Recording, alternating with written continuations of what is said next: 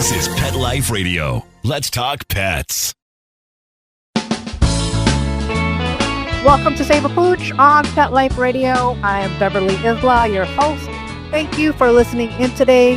Our special guest today is Sarah Cavallaro, author of the award-winning novel Dogs Have Angels 2.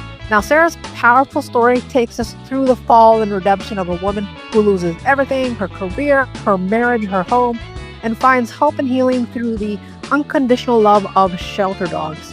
Now, Sarah's work not only shines a light on the emotional lives of animals, but also reflects on homelessness, reinvention, and the quiet heroes working in animal rescue every day. So it's a story that speaks to the resilience of both humans and animals. When we get back from these messages, we'll be joined by Sarah Cavallaro. Take a bite out of your competition. Advertise your business with an ad in Pet Life Radio podcasts and radio shows. There is no other pet-related media that is as large and reaches more pet parents and pet lovers than Pet Life Radio. With over 7 million monthly listeners, Pet Life Radio podcasts are available on all major podcast platforms. And our live radio stream goes out to over 250 million subscribers on iHeartRadio, Odyssey, TuneIn, and other streaming apps. For more information on how you can advertise on the #1 pet podcast and radio network, visit PetLifeRadio.com/advertise today. Let's Talk Pets on PetLifeRadio.com. Welcome back to Save A Pooch. We're speaking with Sarah Cavallaro, author of Dogs Have Angels 2. So Sarah, thank you so much for being here today. Your book is emotional and incredibly compassionate. So before we dive deep, could you share a brief synopsis of Dogs Have Angels 2 for our listeners? Yes, it's about a woman who loses everything. She was a high-powered executive in marketing in New York. She goes through a complete trauma in that she loses her job. She's in her 50s. It's during the financial crisis of, I believe, '08. The Ponzi schemes are running very, very strong, and she loses her retirement. She therefore cannot afford her rent. She loses her apartment. She has super pride, and she doesn't want to let anybody know. She does apply for jobs, but she doesn't actually get them because she loses teeth, and she doesn't have the funding, or the resources to get some teeth. So she goes to Central Park often, and her original name is Alina Schwartz. She morphs herself into Miss Pink because she loves to wear pink. She ends up being a top dog rescuer and rescues a lot of women who are also going through similar issues and the dogs. And that's pretty much what it is. It's a journey of self-discovery. It's a journey of redemption. It's optimistic, and it's a reinvention, and it's saving people and animals. That's amazing. So what inspired you to write it? And I was also wondering how much of her story was drawn from your personal experience. Well, as a writer, I'm always drawing from my own personal experience. It may not be as literal. It could be the spiritual aspects of it or what I needed to learn from certain circumstances. So my background is I was a founder and the president of a very successful TV commercial production company, and I'd done that for many, many years. It was located in New York, and I'd often go to Central Park and just for rest, just to rest my mind. And I talked to people, and this Lena Schwartz, who I'm calling her Lena Schwartz, but that's not really her real name. This woman would sometimes come and sit on a bench next to me, and we'd talk, and she'd talk about her life. And her life kind of paralleled some aspects of my life at the time. I mean, it's always down and owning your own company, and being independent and, going through a lot of different personal crises. So I kind of fictionalized her story, but she did love animals, and she was going through a really hard time, and she was desperately trying to reinvent her life. And so I created stories around how she did that. That's amazing. So her journey is obviously deeply tied to her connection with dogs. Now, Can you talk about what animals have meant to you in your life? Well, they've meant everything to me because first of all, I wasn't allowed to have them when I was a little girl, even though I did find a little kitten and I took the kitten home. And I was a young girl and my father didn't want animals in the house. And so he took the little kitten and put the kitten in a grocery store kind of entranceway or a parking lot entranceway, hoping that, somebody would find this kitten. I'm hoping they did find that kitten. But when I went off to college, it was in Ohio, and I ended up going to a shelter. And in those days, it was in the 70s, they were euthanizing a lot. And I rescued a little puppy. And this puppy came and lived with me in the dorm, even though we weren't allowed to have them. And then I moved to New York and I brought my little dog with me. And her name is Athena. And the main character in the book is Athena. And it's all about saving these animals and not euthanizing them just because they're abandoned or they're old or whatever. I mean, I think it's a crime to kill an animal like that unless it's a violent situation and you can't help it. Right. That would be the ideal scenario where, the euthanization rate is zero. A lot more in that industry. Now, the character that you mentioned, is it Athena? Yeah, little Athena. She looked like a little fawn, and I made a story around her in the book because I had a couple. I made up a story because I've observed this and it actually happened to me. I had a boyfriend that didn't like my little dog. And he... Shame. He would threaten. Well, he didn't like the little dog because the dog had bladder problems and she peed a lot everywhere. And it didn't bother me, but it bothered him. So in the book, I have the boyfriend telling her, look, if you don't get rid of this dog, I'm leaving. And so she's actually forced to surrender her dog. And who rescues her? Miss Pink. And the whole narrative on this young woman, Cindy has to prove to Miss Pink that she can take care of that dog before Miss Pink's going to give her back the dog because Miss Pink legally adopted Athena. So, there's that narrative. It's what do you do when a couple's fighting over who wants a dog, who doesn't want a dog, and you have the dog. So it's about taking care of your animals regardless. Right. And so Athena's story in the book, or I guess Athena's story in your life, was that one of the major inspirations of the scenes in your book? Yes, one of them. I mean, I have many. I have many, many different aspects of the book. I have the dog rescue aspect and how to create that and to stop doing the puppy mills. And it's all through storytelling. I mean, these are characters that are evolving and growing and learning their own path. And I have an adventure part of it in which I have the wife of the Ponzi schemer who's also losing everything because the FBI they've arrested her husband and they're taking away her money. And she has a little dog named Abigail that she walks in the park. And Miss Pink becomes friendly with Miss Wolf. And Miss Wolf is this very wealthy lady who lost all of her money. So what did they do? She kind of teaches Miss Wolf also to be responsible and how you handle that. And she also wants Miss Wolf wants to hide her money. So she puts it into diamonds so that the FBI don't get it and they make dog collars. And so where does this money go? Oh, wow. It goes to building shelters. So everything has a cause. There's a reason. Yeah, that's amazing that you tied all those dots together. No wonder why you're a TV commercial producer. I wanted to do an adventure and fun also and lighthearted, but I also needed to I wanted all of the missions in there. Like, why do you keep your money? You want to save something. You want to save it. Right. Exactly. And I really commend your storytelling because really the lessons that stick to people are those told through stories.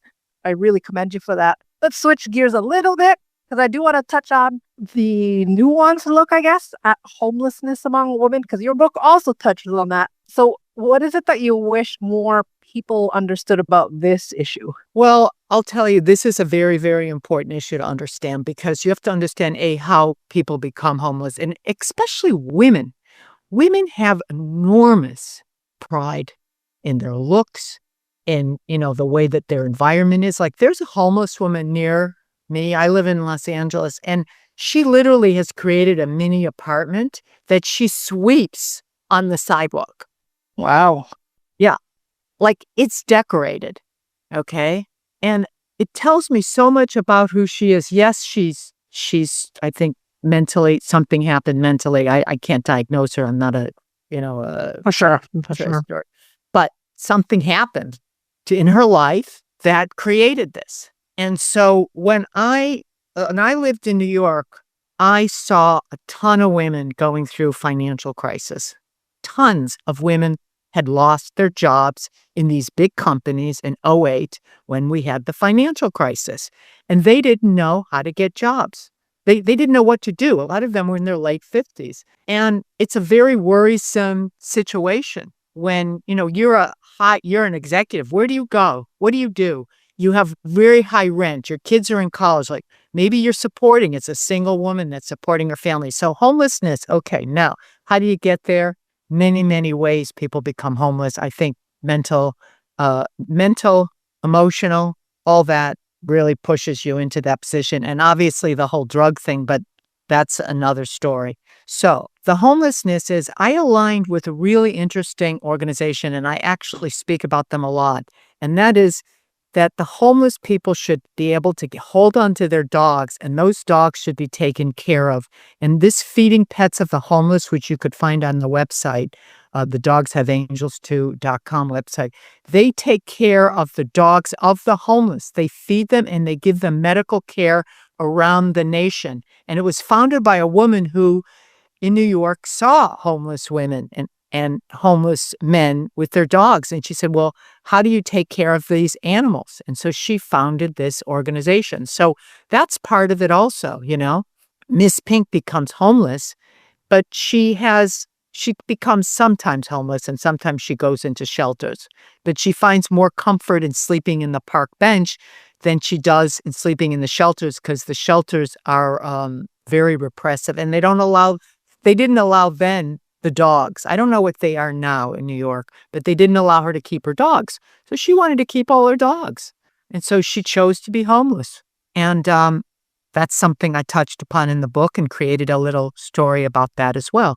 Oh, wow. That is an issue that can be debated for sure. And that is,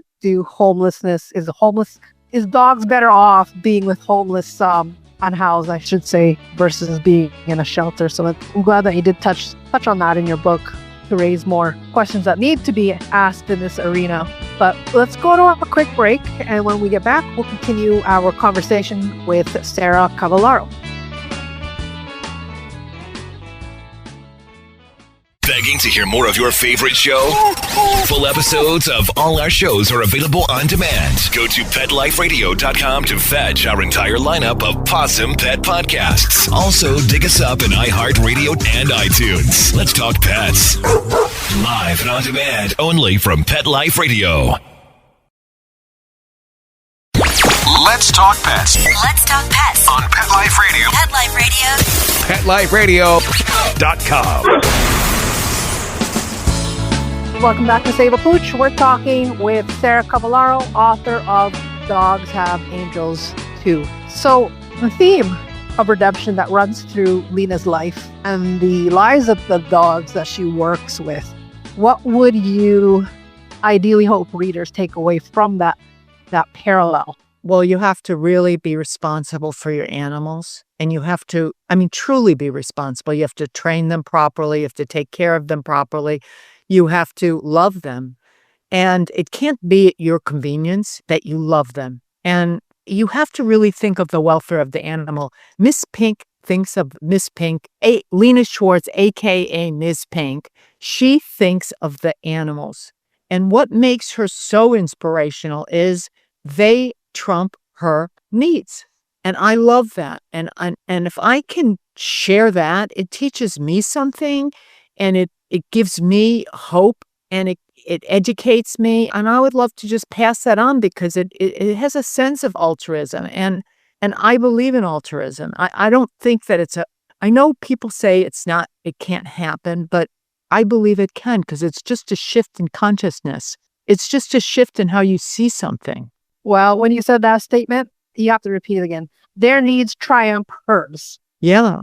And that brings me to my example with my parents, because they're elders, but they want a dog for their company and, just having they want a so-called guard dog. But when I'm talking to them about this, truthfully, are you really gonna walk the dog? No. If you want a guard dog, those guard dogs would need stimulation and constant training to embody being a guard dog. Are you willing to do that? No. So it's a perfect example of me telling my parents, you know what? No, you cannot have a dog. As much as I would love you to see, or I'd love to see you more happy and, bring more joy through having a dog, you kind of deserve a dog because you won't be able to walk them or give it the attention that it needs. So that's a really great statement that you mentioned there. Well, are your parents, can they walk? One can barely. But if the one that can walk doesn't even walk himself, well, I don't know if he can walk another being. Yeah. Well, there's a whole thing about senior dogs too now, because senior dogs are really good with older people, but they take a lot of care, and also there's an expense. And people have to look at the expense of handling dogs too, It's not cheap. No, it certainly isn't. Certainly isn't, especially with the unexpected costs. So yeah, finances is a top reason up there. So there's organizations actually that will pay for some of the health care too. There's so many now that are so fantastic. There's so much awareness in this area.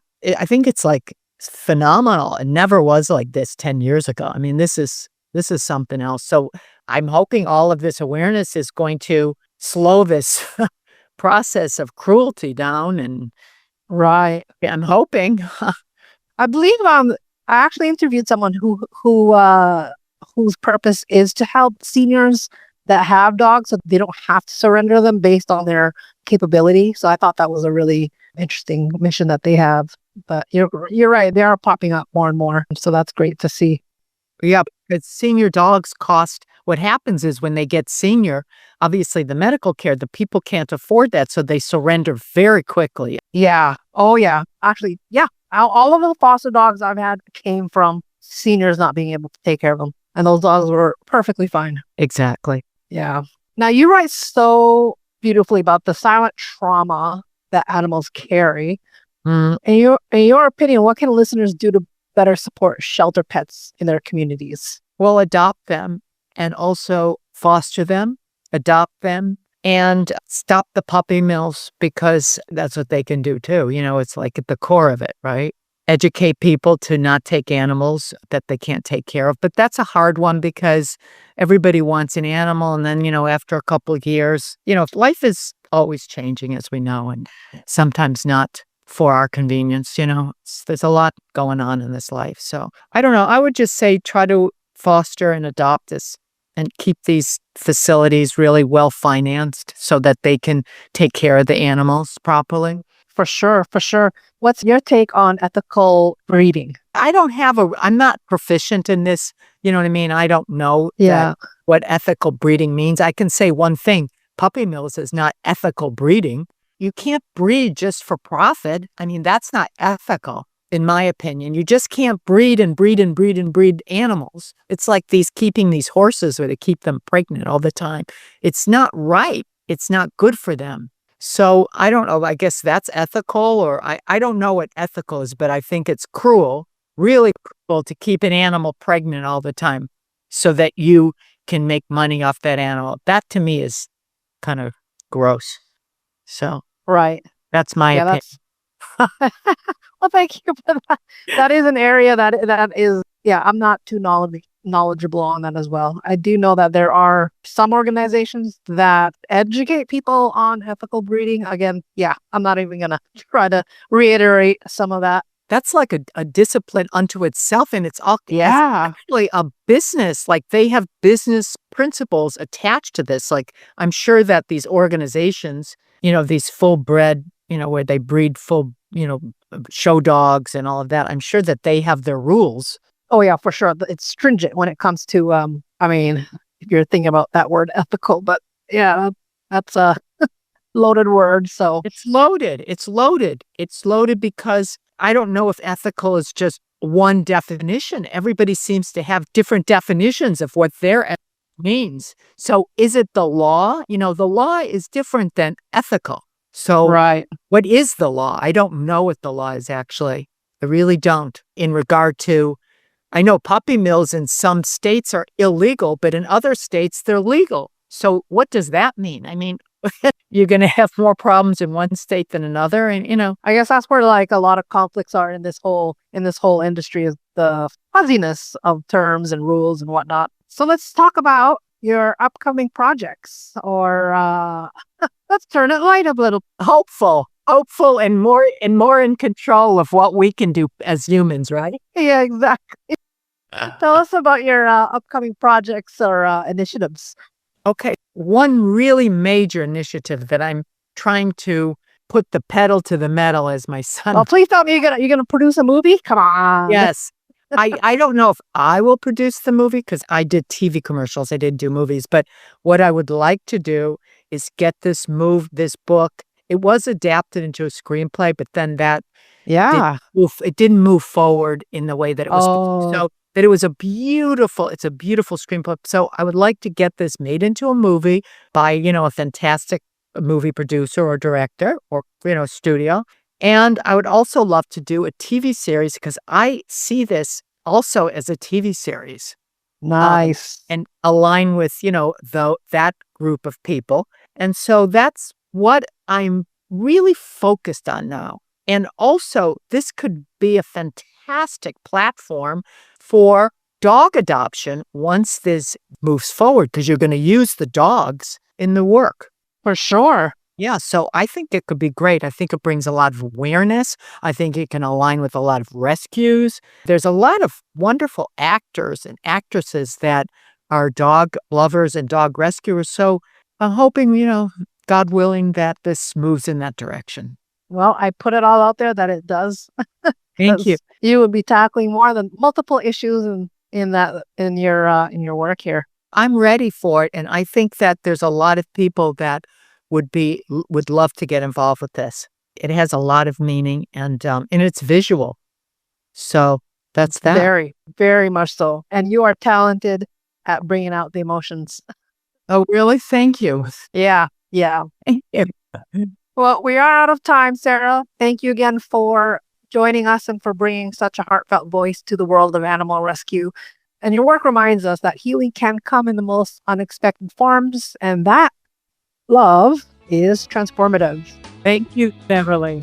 Thank you so much for having me as a guest. Thank your audience. Yeah, for sure. Thanks to our show producer, Mark Winter. Thank you, Mark Winter, for making this show possible. And you can learn more about Sarah and Dogs Have Angels 2 by visiting dogshaveangels2.com.